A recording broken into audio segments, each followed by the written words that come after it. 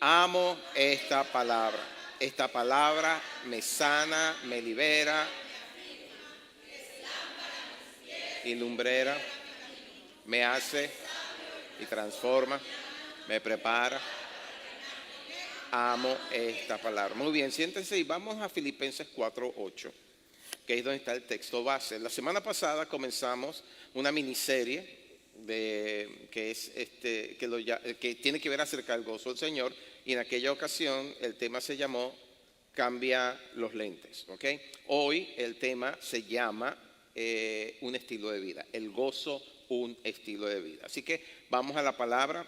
Filipenses 4:8, versión Reina Valera, dice así: por lo demás, hermanos, todo lo que es verdadero, todo lo honesto, todo lo justo, todo lo puro, todo lo amable, todo lo que es de buen nombre, si hay virtud alguna, si algo digno de alabanza, en esto pensad. Amén. Qué bueno que ustedes prestaron atención a lo que dije. Ahora quiero que repitan conmigo nuevamente esta palabra. Repítanla en voz alta. Hay un beneficio didáctico cuando uno repite en voz alta lo que está leyendo. Retiene al día siguiente aproximadamente 75% más, ¿verdad?, de lo leído. Así que quiero que lo lean conmigo. Por lo demás, hermanos, todo lo que es, todo lo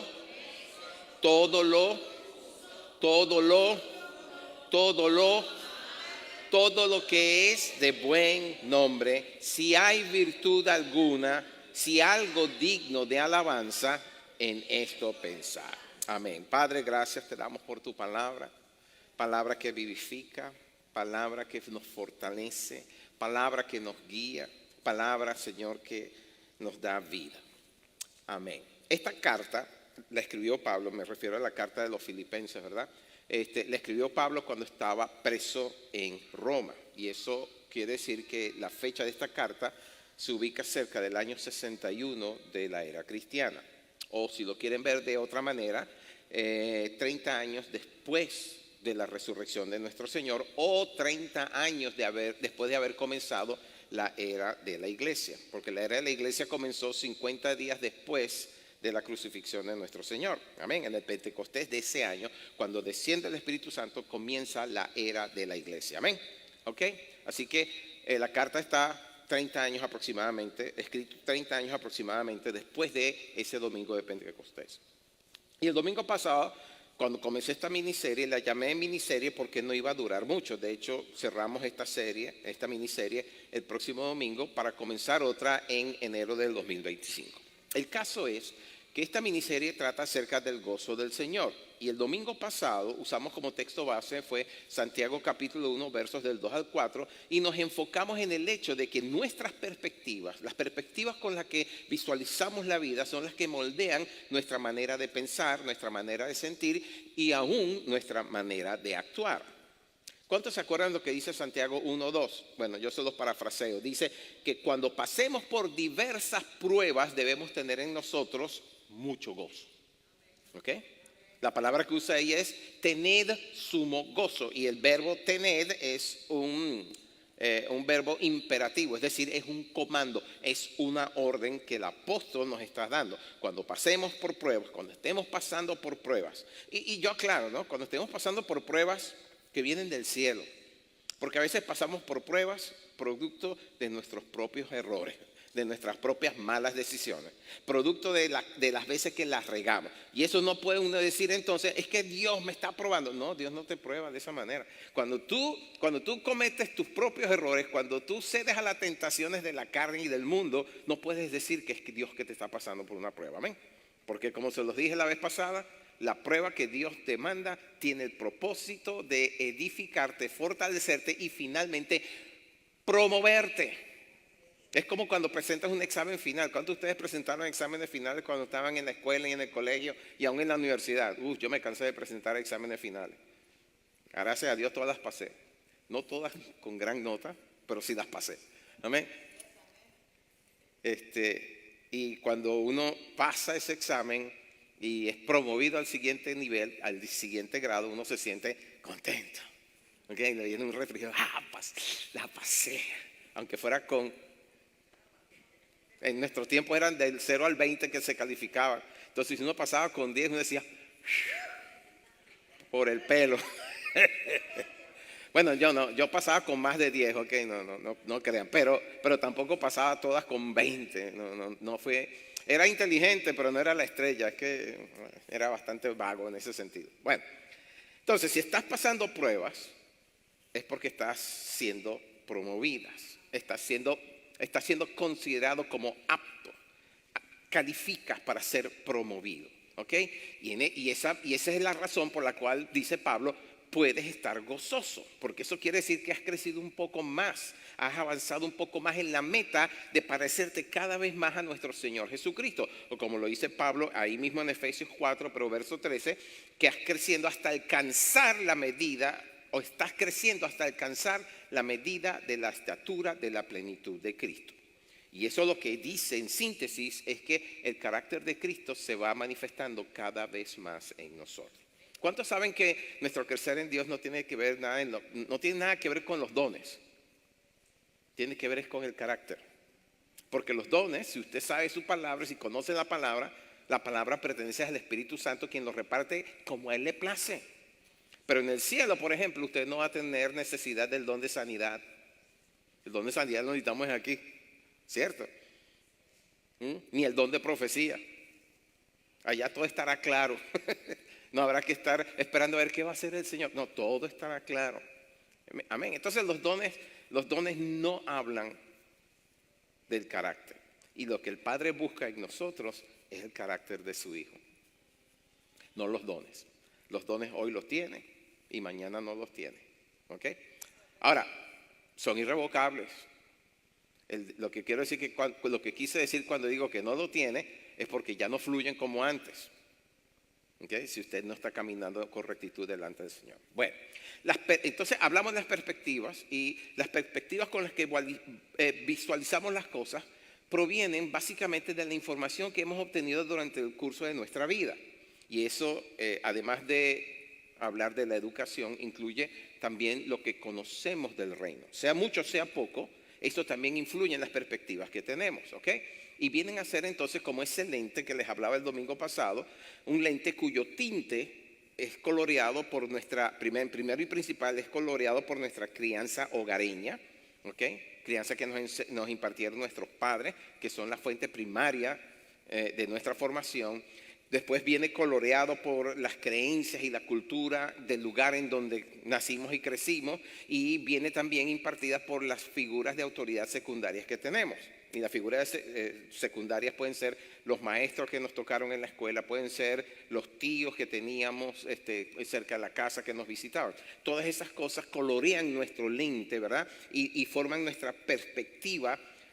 Y a eso sí le sumamos las propias experiencias que hemos tenido en la vida, ¿verdad? Nos da lo que en aquella ocasión no solamente llamamos perspectiva, sino cosmovisión. Así es como vemos la vida, ¿ok? Y obviamente nuestra visión de la vida puede estar totalmente desatinada. Y es solamente cuando empezamos a ver la vida conforme a Dios la ve, conforme a la palabra de Dios que ya está morando en nosotros, y el Espíritu Santo que nos va revelando esas cosas, es que empezamos a ver con claridad la vida. Y entonces empezamos a entender lo importante que es no tanto esta vida, sino la otra. Porque esta vida es temporal, la otra es eterna. Y el destino de esa otra vida es lo que importa. ¿Me están siguiendo? Amén. Estamos pasando por esta vida, estamos de tránsito. 80 años promedio, 90. Bueno, en estos días vi un señor de 109 años que falleció. Tenía 109 años. Pero eso es nada comparado con la eternidad. Usted trata y yo sé que usted entiende lo que es eternidad, pero usted trata de imaginárselo en su cabeza. No cabe en nosotros porque es sin fin. Entonces podemos escoger, gracias al sacrificio de nuestro Señor Jesucristo, una vida eterna con Dios, en luz, o todo lo contrario. Amén. Así que todas estas cosas en conjunto, todas estas cosas que les mencioné en su conjunto, conforman los valores que le dan forma a nuestras perspectivas. También les hablé de tener cuidado con lo que alimentamos nuestra alma, ¿ok? porque eso continúa amoldando nuestras perspectivas. Y es lamentable, pero la mayoría de nosotros nos alimentamos de mucha basura intelectual y también no tan intelectual, ¿ok? Basura que proviene de lo que vemos y oímos, sobre todo por las redes sociales y por la televisión. ¿Ok? Sí, las redes sociales son una bendición, pero también puede ser fuente de una gran maldición. ¿Ok? Y esa basura entonces tiene el poder de alterar nuestras perspectivas, cambiando nuestros valores. Y solamente hace falta echarle un vistazo al deterioro de los valores que tenemos hoy en día, sobre todo los valores cristianos con los cuales crecimos y que no se ve por ningún lado en la cultura de hoy. Tuviera Pablo hoy en día, nos diría lo que escribió en Romanos 3:8, no hay temor de Dios delante de sus ojos. Y uno pensaría que con el auge de las redes sociales, que lo sacan todo a la luz, aunque usted no lo quiera, la gente tendría mayor cuidado, ¿verdad? Tendría temor de decir mentiras, porque todo el mundo sabe lo que dijo. Y si es una mentira, pues queda en vergüenza. ¿Y usted cree que le deja miedo? No, descaradamente mienten a través de las redes sociales. Mire, si usted aparenta lo que usted no es en una red social, usted está mintiendo, ¿verdad? De hecho, la gente hoy en día en las redes sociales no tienen miedo de exponer lo que es su vida íntima. Y eso es terrible. No hay valores.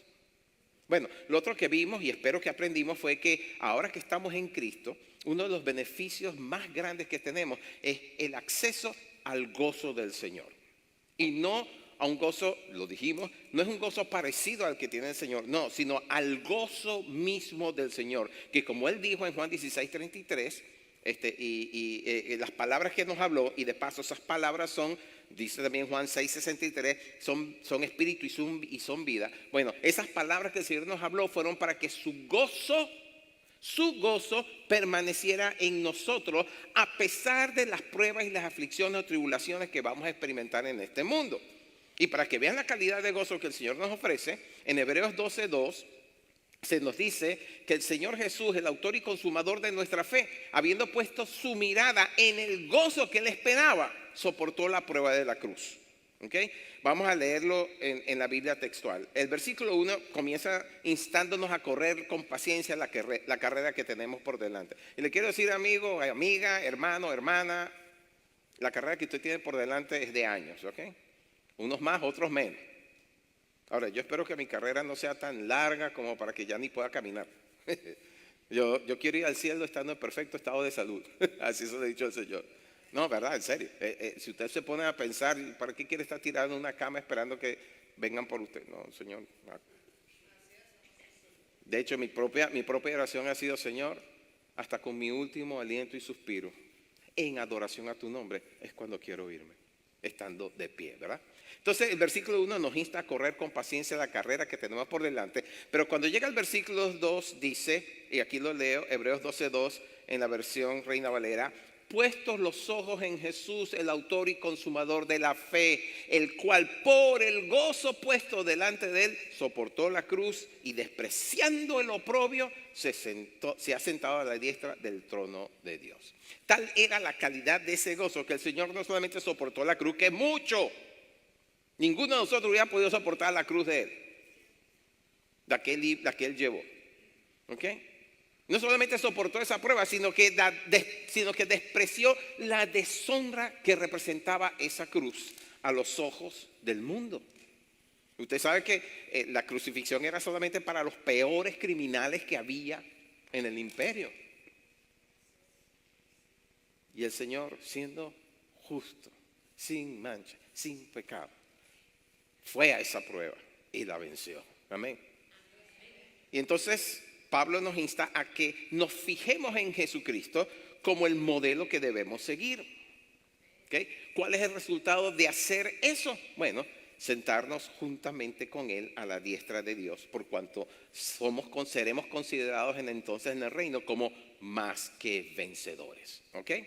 Eso es lo que dijo el Señor en Apocalipsis 3:21, está en la pantalla. Al que vence, Biblia textual, le concederé sentarse conmigo en mi trono, como también yo vencí y me senté con mi Padre en su trono.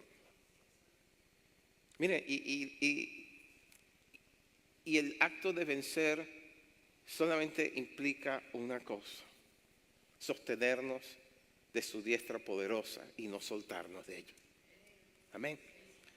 Y es por esa razón, mis hermanos, y por otras muchas que no me vienen ahora mismo en la cabeza, podemos considerarnos muy dichosos cuando nos enfrentemos a las diversas pruebas que nos arroja la vida. Pruebas que, como les enseñé la semana pasada, están diseñadas es para promovernos en nuestro camino a la perfección. Perfección que alcanzaremos no en nuestra vida, no en esta vida, se los aclaro de una vez. La iglesia está conformada por un montón de gente imperfecta. Y si usted está buscando una iglesia perfecta, se tiene que morir. Porque la única forma de llegar a la iglesia perfecta es la que está en el cielo. Entiende que la iglesia es la asamblea de los creyentes. Amén. Aquí en la tierra, la iglesia es de los que están siendo perfeccionados, que se dejan perfeccionar por el Espíritu de Dios, por la acción de la palabra y el Espíritu.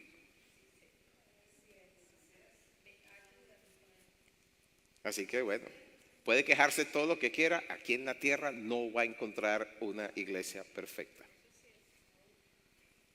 Por ahí dicen algunos, ¿verdad?, que lo usan como excusa: es que la iglesia está llena de gente hipócrita. Y le digo: ¿y qué haces tú que estás fuera de ella?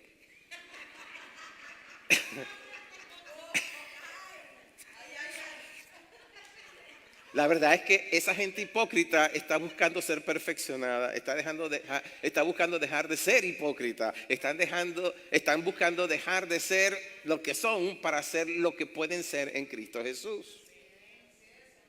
Y eso es digno de alabar. Amén. Ahora, no es excusa para que siga siendo un hipócrita dentro de la congregación, ¿no? Preséntate tal cual eres, un pecador redimido que está buscando hacer lo mejor, pero que no depende de hacer lo mejor, sino que depende del que ya hizo en la obra, amén, que depende de Cristo Jesús. Entonces esas pruebas diseñadas por Dios para proveernos en nuestro camino hacia la perfección, la que alcanzaremos en la siguiente vida cuando le veamos cara a cara, como dice Pablo en 2 Corintios 3:18, y seamos finalmente transfigurados, dice la Biblia textual. La Reina Valera dice transformados, Biblia textual usa la palabra transfigurados y me gusta más, por el Espíritu. Seamos transfigurados por el Espíritu de gloria en gloria en la imagen misma del Señor. Ahora, cuando Santiago dice que nos consideremos como privilegiados al ser escogidos para enfrentar diversas pruebas, lo hace no por teoría o filosofía. Lo hace porque tiene la autoridad del que pasó por las pruebas y venció. ¿Okay? Tal vez ustedes no lo sepan, pero aparte de Judas Iscariote, del grupo original de los 12 apóstoles, Santiago fue el único que fue martirizado dentro de Jerusalén. Todos los demás murieron dando su vida por el evangelio y por la fe en Cristo Jesús en tierras extranjeras, pero Santiago estuvo todo ese tiempo en Jerusalén. Y las pruebas que él tuvo que enfrentar estando en Jerusalén no solamente venían del gobierno romano, del imperio romano, sino también venían de los fariseos y los saduceos, los judíos que no querían nada con Cristo Jesús. Y lamentablemente también de algunos que estaban dentro de la iglesia del Señor. ¿Okay? Él soportó todas esas pruebas. De hecho, en su tiempo yo estaba leyendo la historia de Santiago, pues, y cómo era considerado. Y lo llamaban Santiago el Justo, porque el hombre era totalmente irreprensible. No le encontraban faltas. Su conducta era intachable. De hecho, dice que cuando murió, sus rodillas parecían las de un camello, porque se la pasaba horas en el templo de rodillas orando al Señor, intercediendo por el pueblo. Tremenda vida la de este hombre. Él era considerado un pilar de la columna, un pilar de la iglesia en Jerusalén, ¿okay? Junto a Pedro y a Juan, que eran los tres, ¿okay?, que menciona Pablo en Gálatas. Eran considerados columnas. Y según sabemos, también aparece en la Biblia y también en la historia, él era hermano del Señor Jesús en la carne, era hijo de María y José. Y entonces eso lo ponía en la mira tanto del imperio como de los religiosos y también de los envidiosos que había dentro de la iglesia del Señor. Ah, ¿no sabía que había envidiosos dentro de la iglesia del Señor? Uy, ¿usted no sabe cuántos envidiosos se sientan en los bancos? Están ahí sentados y están mirando al hermanito o a la hermanita. Mira cómo se viste esto. Bueno, me voy a dejarlo así porque me voy a salir del tema. ¿Ah? Voy a salir del tema. Bueno, al final dice la tradición que a Santiago lo acusaron de hereje y lo forzaron a subir al pináculo del templo para que se retractase de su fe. Es decir, que gritara desde el templo lo contrario a lo que él estaba creyendo y predicando. Pero en lugar de negar la fe, Santiago lo proclamó con más fuerza todavía. Proclamó a Jesús como el Hijo de Dios y el Mesías que habían estado esperando. Y entonces lo acusaron de blasfemo y lo empujaron al vacío.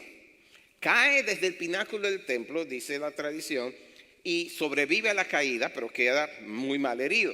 Y la gente entonces, los que lo empujaron y todas las turbas que estaban con ellos, bajan del pináculo del templo y lo encuentran ahí medio moribundo y le caen a piedra y finalmente le dan un mazazo en la cabeza y con eso lo remataron.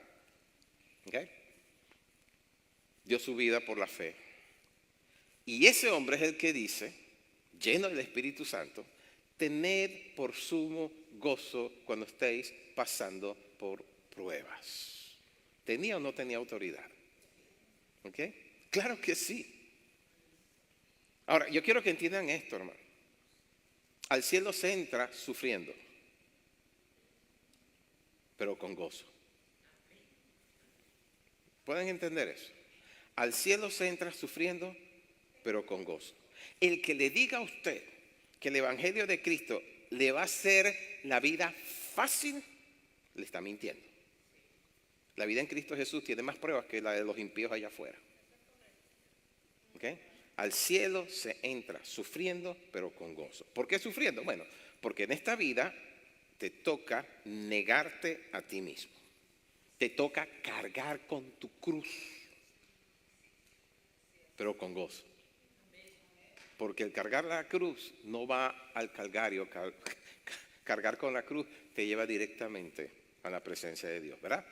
Eso es lo que dice Pablo. El gozo viene cuando cargando con la cruz de las pruebas que tenemos que enfrentar, ponemos la mirada allá arriba donde está Cristo sentado. ¿Ok? El primero que venció al mundo, al demonio y a la carne. Y sufrir es una parte esencial del verdadero evangelio. Amén. Así que cuando dicen, no, entrégate a Cristo y todo te va a ir bien. No, no es así. Habrá cosas que te irán mejor, pero habrá mucha persecución en tu vida, comenzando por la de tu propia familia. Sobre todo si eres el primero que te entregas a Cristo Jesús. ¿Okay?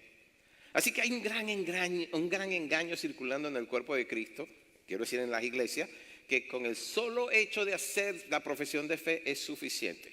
No es cierto. No es cierto. Confesar, reconocer y creer es tan solo el primer paso. Confesar que eres pecador, reconocer que Jesucristo es el medio, ¿verdad?, propiciado por el Padre para tu salvación y creer que formas parte entonces del cuerpo de Cristo. Eso es tan solo, creer que tus pecados te fueron perdonados y que eres parte del cuerpo de Cristo, la iglesia, eso es tan solo el primer paso. El segundo, mis hermanos, es tan importante como el primero y es morir. Morir cada día para que cada día reine Cristo en tu vida. El cristiano que no muere todos los días no lo es. Nuevamente les recuerdo lo que dijo el Señor en Juan 16:33. En el mundo tendremos aflicción. Y luego en Juan 15:20 nos advierte que si a Él lo persiguieron, a nosotros también. Ese es el precio que se paga. Que el mundo se te vuelva encima, en contra. Ahora, esas pruebas, nos dice Pablo en Romanos 5, vamos a leerlo, versos 3 al 5 en la Biblia textual, producen en nosotros paciencia, y la paciencia carácter probado, y el carácter probado esperanza, sígame, y la esperanza no los oigo, la esperanza no, Porque el amor de Dios ha sido derramado en nuestros corazones por el Espíritu Santo que nos fue dado. Amén. Así que la prueba produce ¿qué? Paciencia. Y la paciencia, carácter probado. Y el carácter probado produce ¿qué? Esperanza. Y la esperanza no defrauda. Todos esos son frutos del Espíritu. Y yo creo que ustedes ya pueden entender que el gozo del Señor no se encuentra en las circunstancias externas, sino que es interna, habita en nuestro interior. Y cuando digo en lo que habita, no me refiero solamente al Espíritu Santo, que de por sí es una fuente de mucho gozo. Tener al Espíritu Santo viviendo entre ti es una fuente de mucho gozo, pero también de mucho cuidado. ¿Ok? No puedes estar jugando con él. No me refiero solamente a eso. Me refiero, cuando hablo de lo que habita en nosotros, me refiero a nuestros pensamientos, a nuestras opiniones, a nuestras palabras y a las acciones que generan esos pensamientos y que salen en nosotros.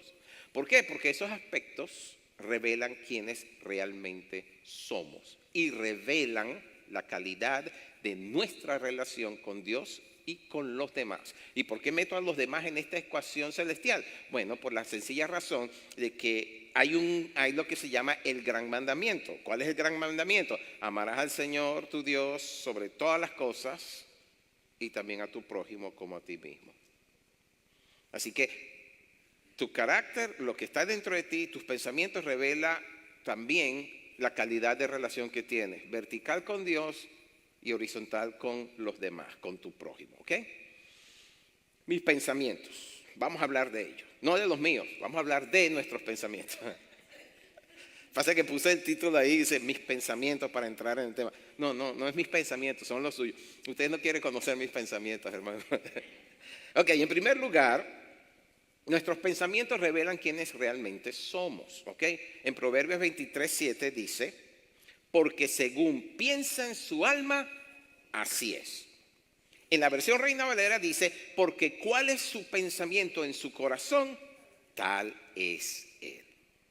Usted puede estar pensando muy mal de una persona y le está sonriendo.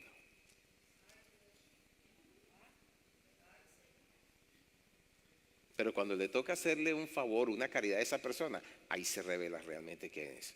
Usted deja de sonreír y empieza a crujir los dientes.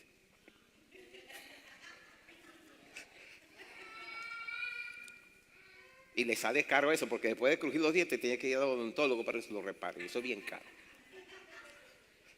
Así que nuestros pensamientos no solo reflejan quiénes somos, también muestran lo que hay en nosotros. Y esos pensamientos son los que amoldan, otra palabra es moldean, nuestro carácter. ¿Se acuerdan cuando les dije que tenemos que cuidarnos con lo que nos alimentamos, con lo que alimentamos nuestra alma? Bueno, si alimentamos nuestra alma con basura, basura saldrá. Como dicen los gringos, garbage in, garbage out. ¿Ok? Pero si alimentamos nuestra alma con la palabra de fe que profesamos, nuestros pensamientos girarán en torno a las virtudes de la esperanza que no avergüenza, que leímos recién en Romanos 5:5. Y nuestros pensamientos entonces se enfocarán en el amor de Dios y en los frutos del Espíritu, que son en esencia el carácter de Cristo potencialmente sembrado en nosotros. Tenemos el espíritu, tenemos el carácter, pero el carácter hay que regarlo para que crezca. Es como toda semilla, que es la palabra de Dios, pues. Y entonces, al nosotros enfocarnos en eso, seremos personas que naturalmente irradiaremos gozo, el gozo del Señor, gozo genuino. ¿Y sabe qué? Eso atrae la atención del cielo. También del infierno, pero principalmente del cielo. Sí, porque el que anda en la carne, anda en el mundo, no llama la atención del infierno. Ese ya pertenece allí. Pero el que anda en los caminos del Señor, ese es un tremendo enemigo de las tinieblas y llama la atención. ¿Ven que la salvación no es tan fácil? Por favor, entiendan esto. No me voy a cansar de hacer énfasis. Pero la palabra de vida es, junto a la oración, la que nos conduce a la comunión con Dios. Si usted no lee la palabra, ¿cómo ora? A Dios le encanta que uno le ore su palabra. ¿Sabía eso?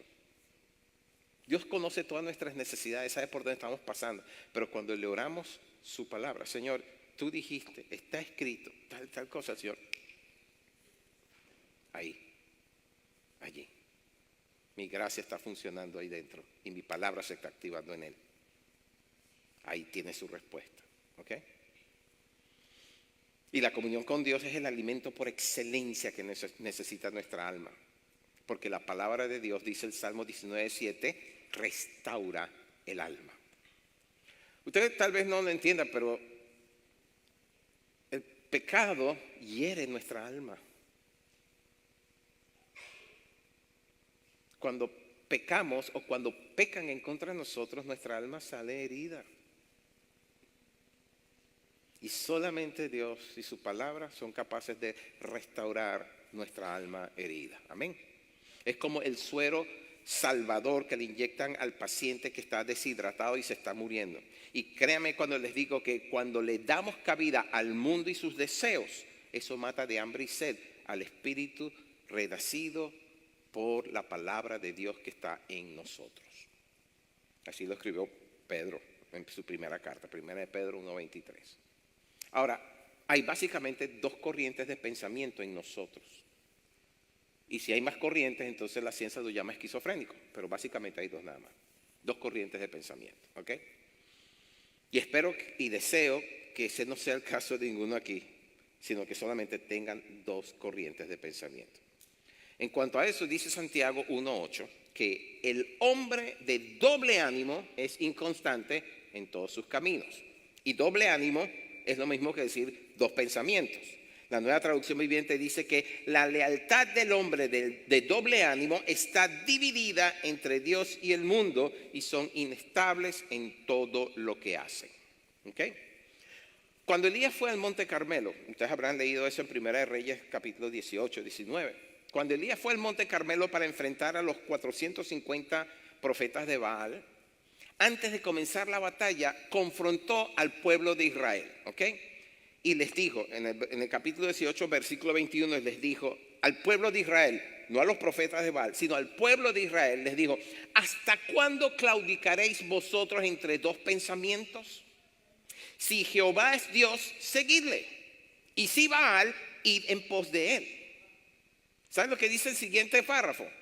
Y el pueblo no respondió palabra. Estaban divididos. Aquí no sabemos a quién seguir. Al final, porque hubo una demostración del poder de Dios, fuego descendió del cielo y consumió no solamente el holocausto, sino también el agua con la cual Elías lo había hecho regar. El pueblo dijo, no, Jehová es Dios, Jehová es Dios, Jehová es Dios. Pero antes de eso, bueno, ¿a quién seguimos? ¿A Baal o a Jehová? Así estamos muchos. ¿A quién seguimos? ¿Al mundo y sus deseos o a Cristo? Ese es un claro ejemplo de cuando una persona o una sociedad es de doble ánimo. Hay inconstancia en la fe y eso a pesar de conocer la historia de su propia redención. Nuestra historia se resume en Cristo Jesús vino a mi vida y me redimió del pecado y de la muerte. Y esa inconstancia nos puede salir muy cara. Así que lo que Santiago llama doble ánimo es una mente dividida entre su lealtad a Dios o al mundo. Y el Señor lo dijo claramente, no se puede servir a dos señores. No puedes tener un pie en el mundo y un pie en el reino. Así que o estás a favor de Dios o estás en contra de Dios. Así de claro. Lo dijo el Señor en Mateo 12:30, Biblia textual. El que no está conmigo está contra mí. Y el Señor no pide cosas a medias, todo o nada. ¿Me están escuchando? ¿Lo quieren más claro? Así que si una persona es de doble ánimo, entonces carece de firmeza en sus decisiones y por lo tanto carece de dirección en su vida. Y es por eso que se puede discernir rápidamente entre uno que es muy carnal, otro que no lo es tanto y otro que está lleno del Espíritu Santo. Porque este último irradia un nivel de gozo que atrae la atención. Y gozo no es lo mismo que alegría. Ya hablamos que alegría es momentánea, es pasajera. Gozo es duradero. ¿Ok? No es lo mismo que tener un buen humor. Se puede hacer reír a mucha gente y a la vez estar llorando por dentro. Si no, vean lo que les pasa a los payasos. Está escrito, aparece. Los payasos son la gente más deprimida del mundo. Hacen reír a todo el mundo, pero por dentro ellos están llorando. Así que para experimentar el gozo del Señor debemos decidirnos completamente a favor de Dios. Y eso se lo enfatizo aquí. Es una decisión que solamente usted puede tomar. Más nadie puede tomarla por usted. Yo no puedo tomarla por usted. Su esposa no puede tomarlo por usted. Su hijo no. Nadie puede tomarlo por usted. Es una decisión suya. Nadie puede hacer nada. Y tengo que decir que son muchos los que se limitan a decir, bueno, es que soy así, Dios me hizo así, ¿qué le voy a hacer? Y eso es una gran mentira que se comen. Porque entonces están atándose con sus propias palabras, limitando la acción poderosa y transformadora del Espíritu Santo y la palabra de Dios en ellos. Yo me acuerdo la noche anterior a la boda de mi hermana menor, mi hermana Débora. Eso fue hace 41 años, exactamente el 25 de noviembre de 1983. Tenía creo que 4 o 5 meses de haber hecho la profesión de fe y bueno, estaba ahí pues, y sí, iba a la iglesia y ese tipo de cosas, pero esa noche, al día siguiente se casaban Débora, mi hermana, con Henry, su marido de hace 41 años. Esa noche estaba orando con un amigo en el basement de la casa. Y yo empecé a temblar y no podía parar de temblar. Yo decía, ¿pero qué me pasa? Estamos viendo en Caracas, en ese tiempo no hay nada, Caracas es bien caliente, ¿okay? En ese tiempo sobre todo es bien caliente. Y yo decía, pero bueno, ¿qué me pasa? Y me puse una manta y de todas formas seguía, y de repente escucho la voz del Señor que me dice, ¿qué haces allá? Te quiero acá. Y me lo dijo con énfasis. Claro que yo entendí lo que quería decirme, porque en ese tiempo, en los pocos meses, a pesar de que eran pocos los meses que tenía en el Señor, yo tenía un pie en el mundo y parte del otro en el reino. O sea, tenía pie y medio en el mundo y creía que estaba en el reino. Estaba claudicando entre dos pensamientos. Quería la alegría que había experimentado cuando sentí que me habían perdonado, pero quería seguir llevando mi vida tal cual. Y el Señor me dijo, ¿qué haces allá? Te quiero acá. Cuando decidí cruzar ese Jordán, mi Jordán, cuando decidí poner los dos pies dentro del reino, todo comenzó a cambiar en mi vida. Comencé a devorarme la palabra. Día y noche la leía. En las rutas, en los autobusitos que me llevaban al lugar de trabajo, yo llevaba una Biblia de tamaño bolsillo y me la pasaba leyendo, devorándome la palabra. Y tomé la decisión y empecé a congregarme con la intención de conocer realmente la palabra y al autor de la palabra. Y lo demás, bueno, como diría uno por allí, es el resto de mi historia, 41 años después. Pero yo tuve que tomar una decisión. Así que le invito a pensar en lo siguiente.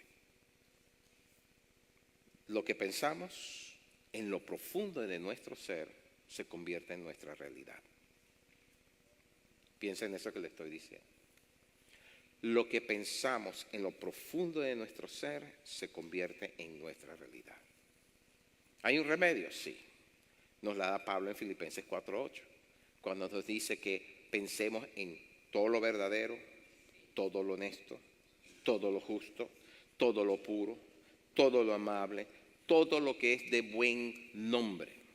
Porque con eso se logra sacar toda la basura del mundo que tenemos por dentro todavía y la reemplazamos con la verdad de la palabra de Dios. Acuérdense que el Señor dijo que sus palabras son espíritu y son vida, por lo que tienen el poder de transformar nuestra vida, de cambiarnos el lente con la cual miramos la vida, nuestra perspectiva, nuestra manera de pensar. Y sus palabras son los que alimentan el gozo en nuestro interior. una cosa más acerca de la importancia de tener el gozo del Señor, y con esto cierro. El gozo será una barrera que impedirá que la amargura se siembre en tu corazón. El gozo impedirá que la amargura de las experiencias de la vida se asienten en tu corazón y te sean tropiezo para más adelante. Lo dice el autor de Hebreos en el capítulo 12. Que tengamos cuidado con las raíces de amargura que nos son tropiezos inclusive para nuestra salvación. Pero entonces el gozo del Señor impedirá que esas experiencias mal habidas en la vida se conviertan en un árbol, ya no una raíz, sino un árbol de amargura. ¿Okay? No será un antídoto contra la depresión y será la fuerza que nos lleve hasta el final de nuestra carrera aquí en la vida. Y ante toda circunstancia y tentación del mundo, y aún del diablo y de nuestra propia carne. ¿Usted sabía que su carne se confabula con la mentira del diablo para hacerlo tropezar a usted mismo? Nosotros tenemos un enemigo aquí dentro y se llama la carne. Si no, pregúntenle a Pablo cuando escribió Romanos 7. ¿Ok? Bueno, el gozo del Señor impedirá que eso suceda porque está escrito: el gozo del Señor es nuestra fortaleza. El gozo del Señor es nuestra fortaleza. Ahora, tengo que hacerle esta pregunta solamente para que reflexionen. ¿Tienen el gozo del Señor en sus corazones? ¿Cuándo fue la última vez que lo sintieron? No me respondan a eso. Eso es para que usted reflexione en ello. ¿Cuándo fue la última vez que de verdad sintió el verdadero gozo del Señor en su vida? Le voy a dar un secreto. En las circunstancias más difíciles que estén atravesando, ahí es donde se sabe si uno tiene o no el gozo del Señor. ¿Cuándo fue la última vez que su gozo inundó tu ser, tu alma, y la sentiste? Ante la traición de una persona que menos esperaba. ¿Cuál fue la segunda reacción? Porque la primera obviamente es de sorpresa y dolor. Pero ¿cuál fue la segunda reacción?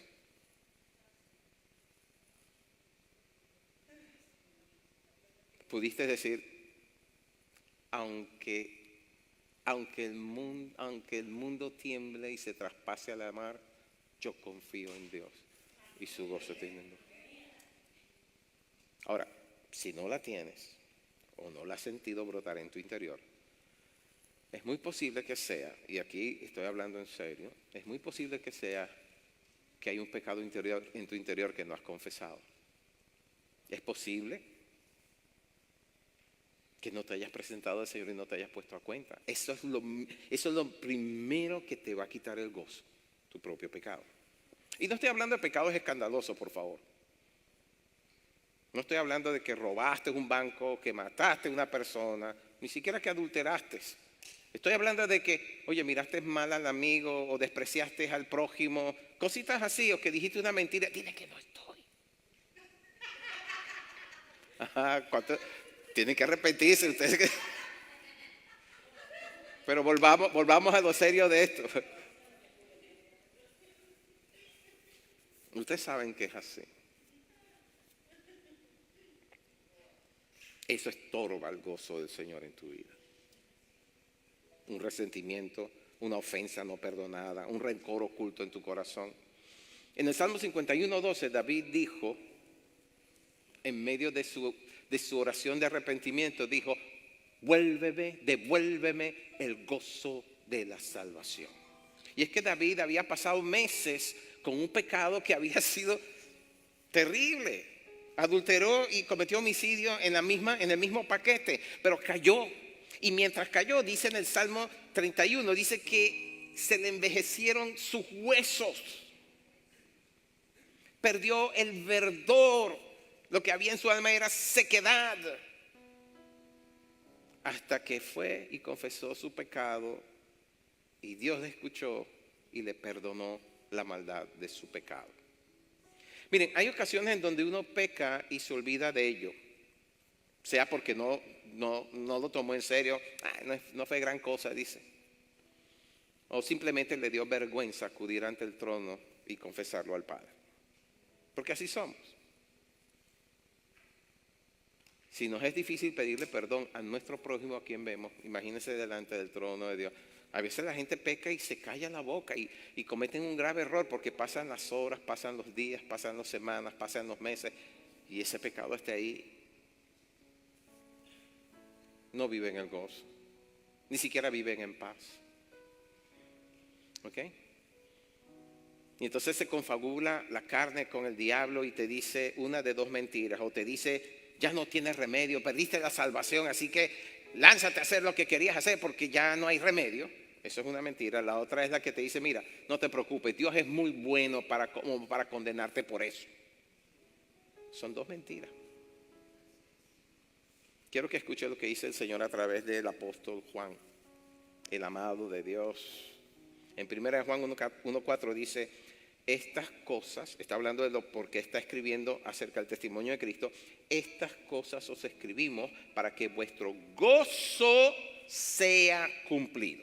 Ese es el versículo 4 del capítulo 1 de su primera carta. 5 versículos más abajo, en el versículo 9 dice, si confesamos nuestros pecados, Él es fiel y justo para perdonar nuestros pecados, limpiarnos de toda maldad.